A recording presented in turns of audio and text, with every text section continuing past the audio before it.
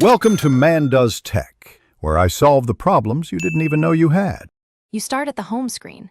Press the Xbox button to open the guide, then navigate to Profile and System and enter Settings. Once in Settings, go straight to General, because that category contains power options. Make sure your console is awake and connected to TV.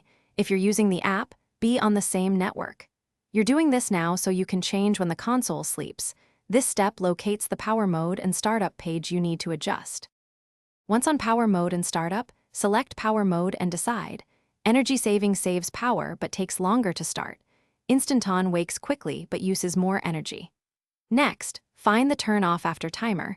You can set a duration or choose never to disable automatic sleep. You'll want to confirm both console and controller sleep timers are set consistently.